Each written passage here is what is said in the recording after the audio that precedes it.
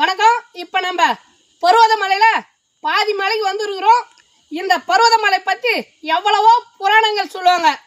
என்னது, இந்த பருவதமலை பற்றி எவ்வளவோ புராணங்கள் சொல்லுவாங்க.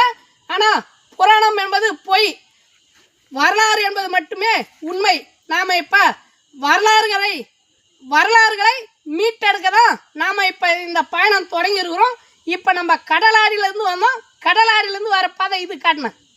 இந்த வழி கடலாடிலேருந்து வர பாதை கீழே காட்டினேன். இது வந்து மாதிமங்கலத்துலேருந்து வர பாதை இது. இப்போ நம்ம வந்து சென்ட்ரா வந்துருக்கிறோம். இப்போ என்ன காட்டினேன், இப்போ நம்ம சென்ட்ரா வந்துருக்குறோம். மலைக்கு சென்ட்ரா வந்துருக்குறோம். இதுக்கு மேலே தான் கடப்பாறை பிடிச்சின்னு ஏறுற மலை இதுக்கு மேலே தான் இருக்குதுன்றாங்க. வாங்க, இந்த மலையின் உண்மையான வரலாறு நான் சொல்கிறேன். புராணத்தை ஒதுக்குவோம், நாம் வரலாறை மீட்டுருவாக்கம் செய்வோம். வாருங்கள், நாம் அப்படியே கொஞ்சம் தூரத்தில் முழு வரலாறை சொல்கிறோம். வாங்க, இந்த மலையை பற்றி உண்மையான வரலாறு நான் சொல்கிறேன். வாங்க போகலாங்க, கடப்பாறை மலையான போய் பேசலாம். வாங்க, இப்போ நம்ம கடப்பாறை பாதைக்கு வந்துட்டோம். இதுலேருந்து இது போல் கடப்பாறை இது போல் பழுப்பு வச்சு தான் அடிச்சிருப்பாங்க.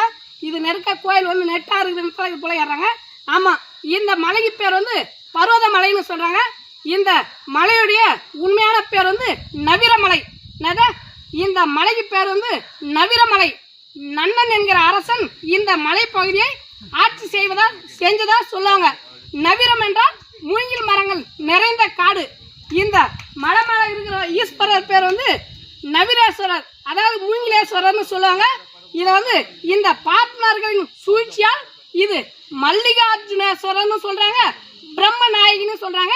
அது ஒரு பொய்யான தகவல், அதுதான் புராணம். இந்த பார்ப்பனர்கள் சொல்வது புராணம்.